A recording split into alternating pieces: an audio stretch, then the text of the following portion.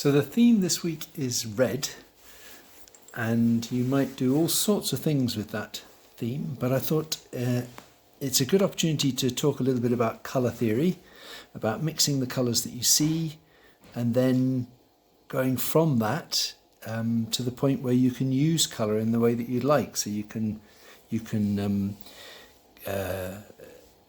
render the colours as you see them, or you can modify and adapt the colours that are there for a particular effect to emphasise certain things.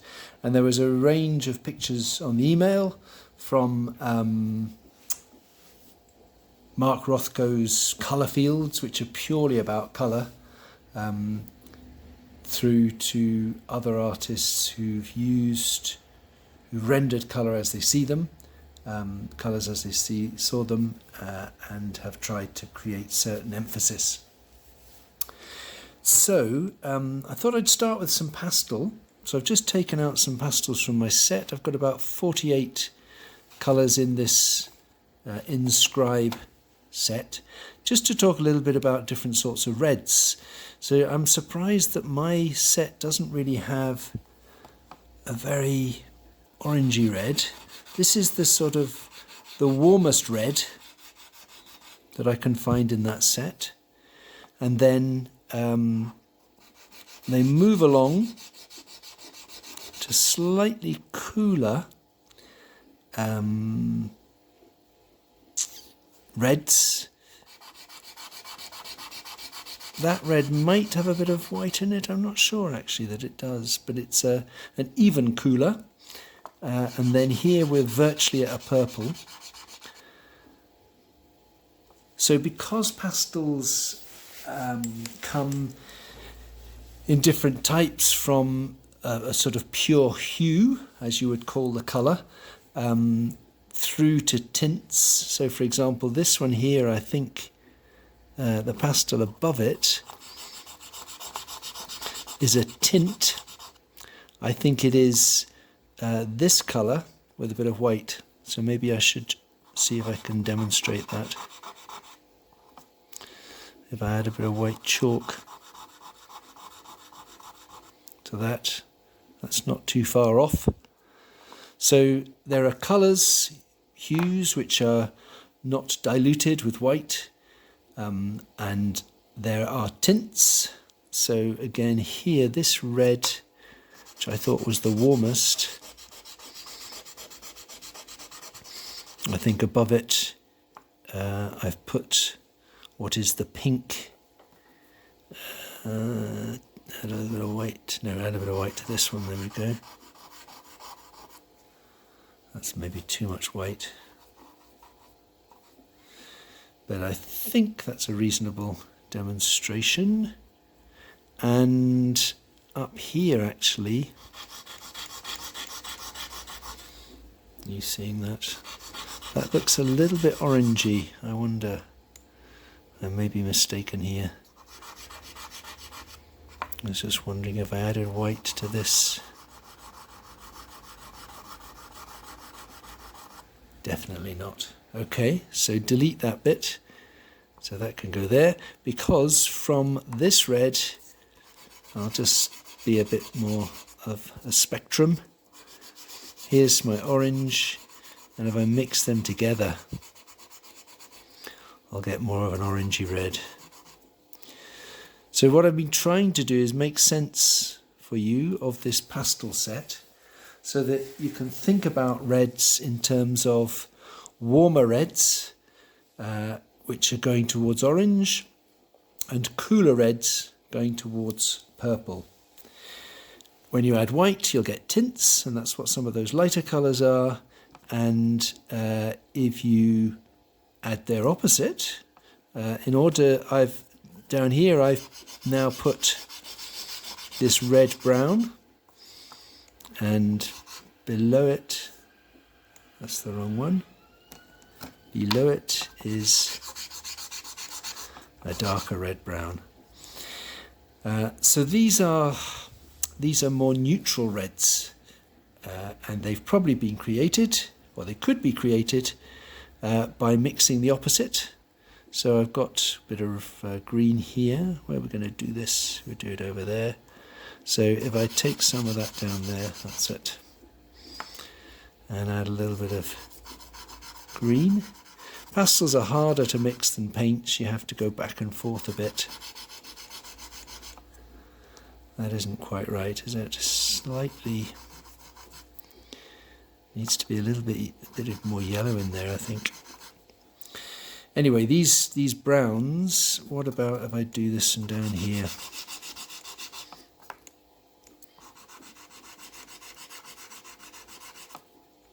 I'm demonstrating, of course, that I'm mixing the opposite colour, the complementary colour, in order to neutralise these reds and produce, I think that's a bit more successful. This one probably needs a little bit of, it might have been an orange and a green, I wonder. Anyway, let's not get too confusing. What else have we got? That one looks a bit like this, I think. No. All right, we're getting confusing now, so let's not get confusing. Let's stop that there for an explanation then just of warm and cool colours, tints and darker reds, which have been neutralised, or you can create them by neutralising the red with its opposite, green. So pause a moment while I set up to draw. So I looked in the fridge for some red peppers and red apples and all this sort of thing, but couldn't find any. Found some tomatoes and some salami, and I thought, well, this business of red being the colour of, wait a minute, that's upside down. Okay, red being the colour of danger and so on, that must be associated with blood and flesh. So why not salami? So I've started some pastel drawings. My red tomatoes are warm reds, aren't they? Aren't they orangey reds? My salami is much cooler. It's a pink, but it's it's going towards the purple range. So I think they're quite useful. And then we've got these green stems in the tomatoes. So that drawing, I'll show you how I started it, because I'm just going to make some suggestions about some different ways that you might approach your drawings or paintings. So I've got so I'll start this just with, I've got any room to draw. Start this with some, this is a composition of circles. So I'm starting it with charcoal, and I'm working on some grey paper, and I'm doing the usual thing of starting with a tonal drawing in charcoal. Eyes half closed, shadows, so on. And then I can spray that, or I can just work straight into it. And as I've said, I'll be looking at warm reds in these tomatoes. And I think for this, as I said, my set doesn't seem to have, I would have expected it to have had a warmer red than this.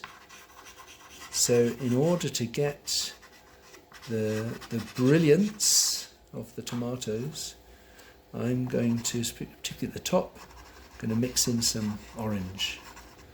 And I think what works well with pastels is to not do too much smudging, but to try and mix the colour by going back and forth from one colour to the other. And so I get a hint of that orange into those tomatoes. And then of course I've got other colours, but I'm thinking a bit about cool and warm. So I think my salami is much more this cool. Well, look, there I go smudging, because I think that's what you need for salami. You need to rub it into the page.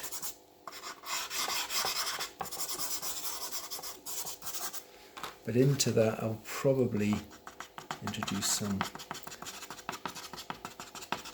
wet texture of the lighter pink and bring that together in a certain lighter colour for the negative shape of the plate.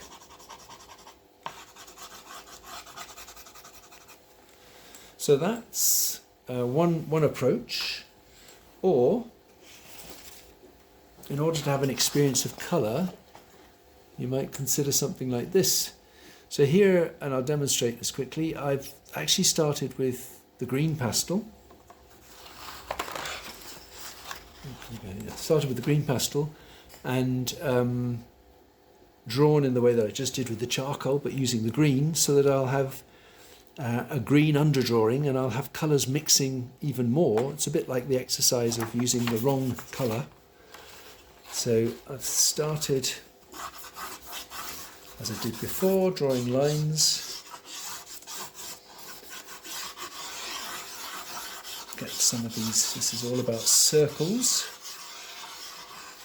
this composition.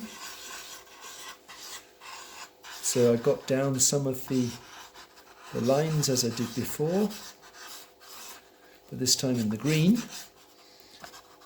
But I've chosen a dark green, and so I'm doing a kind of tonal drawing. So I will put shadows into these fruits and into the plate.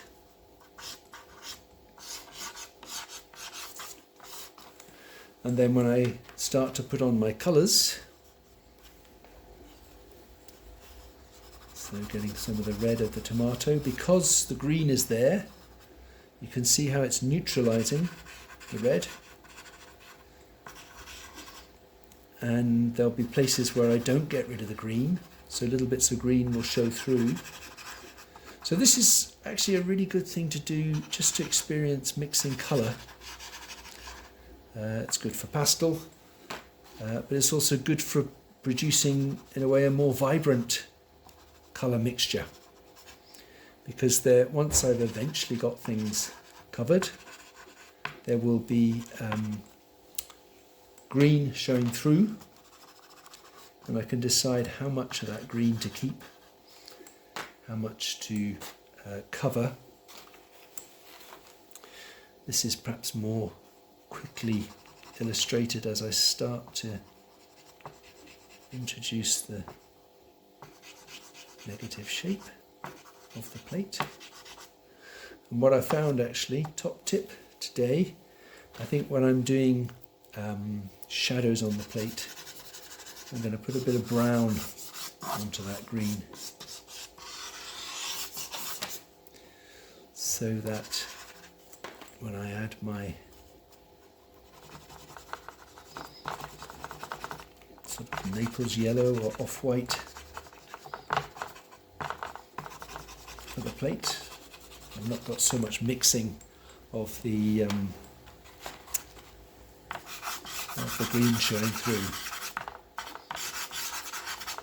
That's nice when I use that pink. It's great how it mixes. They may be opposite colours, because I'm getting more of a kind of grey coming through with when it mixes with the green. So this is another way of working. It gives you colour mixtures which hopefully you'll feel that you can react to, you can respond to intuitively. It's starting with the wrong colour, which means that things won't go exactly to plan, and you'll have to make, as I say, instinctive decisions about how to create the colours you're after and how to balance them. Oh dear, so it turns out the first half of this video was on its side. This is the right way round now. I should know that by now. Anyway, I'm going to do a little bit, to talk a bit about paint and do a bit of painting. So in the studio, I tend to provide you with alizarin crimson, and I will have told you that the green that I provide you with, Viridian, is its complementary opposite. So we can mix together alizarin and Viridian, and it makes a cool black. So that's just reminding you about complementary colours, and the mixing of which, is easier in paint. I've just got a bit of white here as well, because it's quite nice to see more obviously the change in colour. So if I add a bit of white there, you can see the amount of red in the alizarin. You can also see just how grey that mixture is, I hope, and then comparing that with the green. So Viridian and alizarin, both quite vibrant colours, but neutralising each other and adding the white makes that a little more obvious. Sometimes, and you may have this if you've got paints at home, or we have a guest red in cadmium red, especially when we're dealing with red. So alizarin, I should have said, of course, is the cool red. It's going a bit more towards purple. The cadmium is the warm red. It's a kind of orangey red. And this always surprised me, but its complementary opposite is cerulean blue. Because cerulean is a blue-green. And I can demonstrate that if I mix my red-orange, which is the cadmium red, with my blue-green. They neutralise each other pretty well. And again, in order to make that a little bit easier for you to see, if I add a bit of white, you can see the kind of pink we get from the cadmium red, but you can also just see how grey, how surprisingly neutral that mixture is.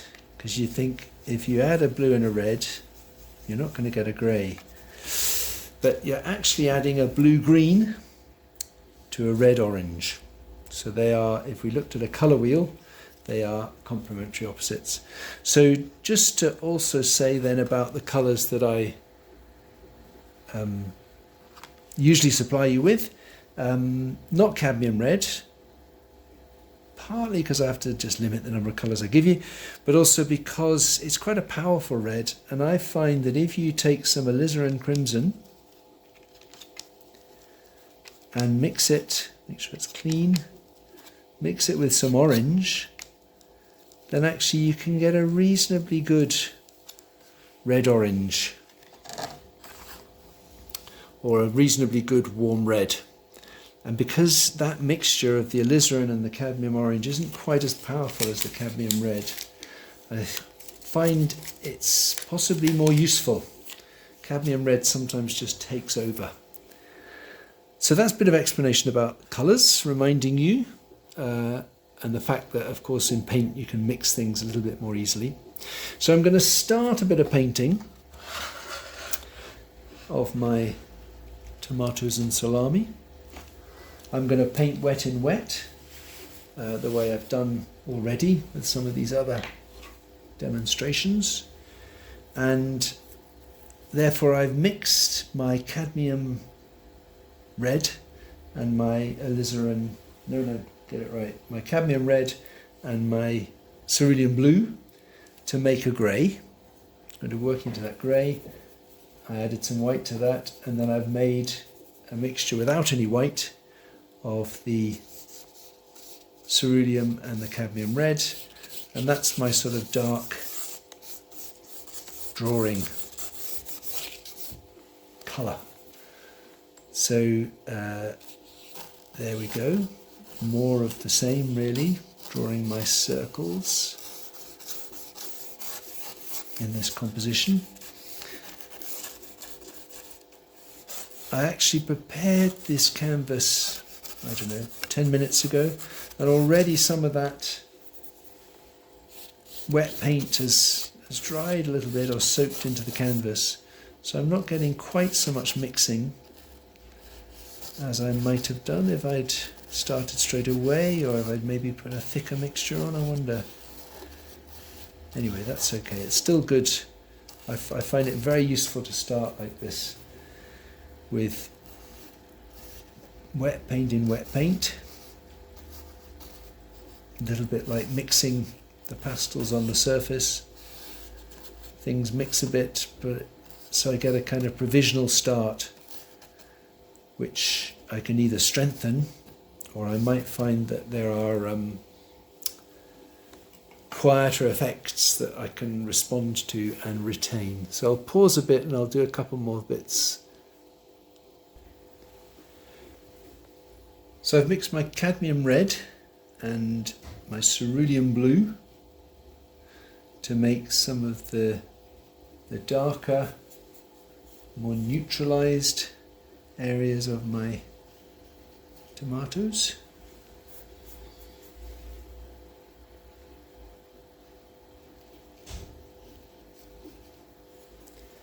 And then I've lightened some of the cadmium red with some white and added a little bit of orange as well to get some of the brighter, warmer red.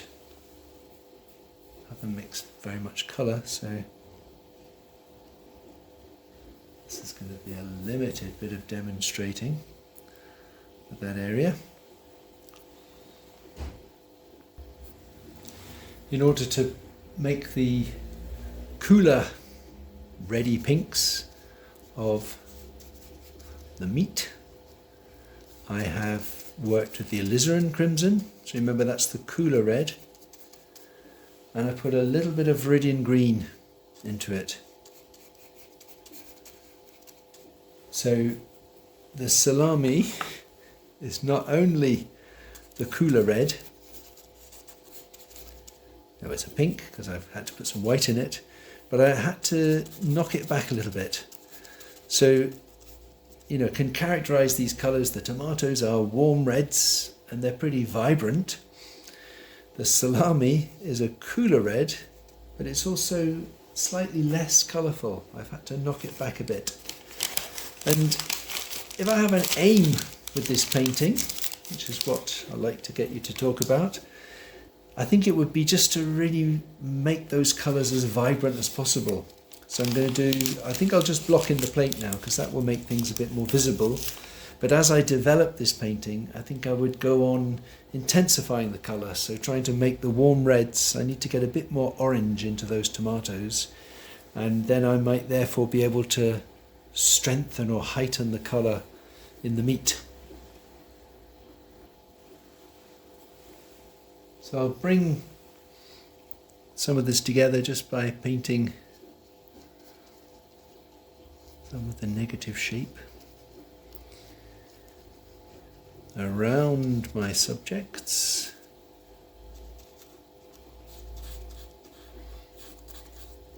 That brings them together and makes some of these colours a bit more visible. Although you see the value of painting on grey because it doesn't interfere too much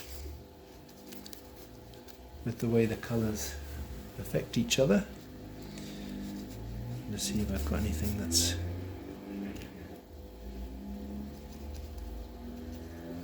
I haven't done the green yet. That would be worth doing as well, of course. And I also made a bit of grey. Some of these areas here are a bit greyer.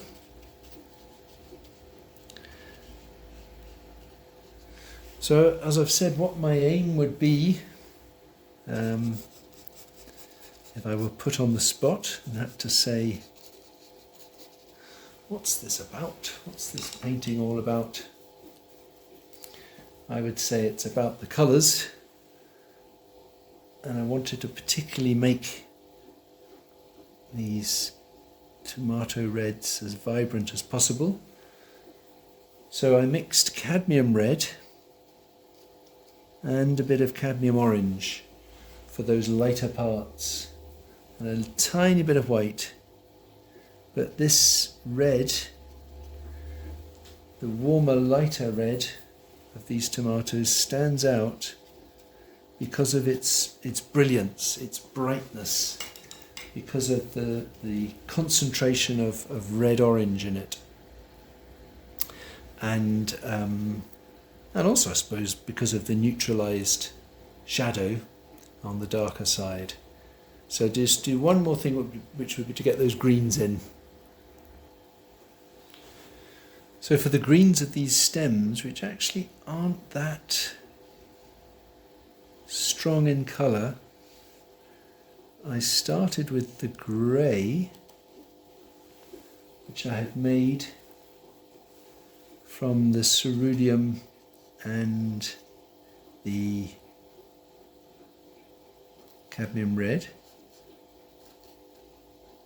and I added a bit of yellow to it. I added a bit of, it was actually cadmium yellow. It could have been, I'm sure it could have been lemon yellow, but it was the cadmium yellow. And then as I lightened it, because I want to get some of the light along the edge of it, I added a bit of white and some more yellow, just to get that lighter version. So that reminds me about the next project, which is Anderson's palette, where he just uses 4 colours: cadmium red, yellow ochre, black and white. I think it's Mars black. You can certainly use titanium white. And what I've just done there, by adding yellow to the grey, is very similar to what you'll see when I demonstrate Anderson's palette, that he gets so many colours just from 4 colours, and it's because they're all very closely related and can be kind of teased out. So that's where I'm going to stop. I have tried to remind you a bit about colour theory, warm reds, cool reds, mixing them with their opposites, adding white to make tints, or adding their complementary opposite to darken them and neutralise them. And then I've just taken a simple subject where I can work with some different sorts of reds. I did some drawings with pastels, mixing the pastels, using the right colours on charcoal and the wrong colours, starting with a green underbase. And now I've done a little bit of painting. So, over to you. See what you do with red. See you tomorrow. Bye-bye.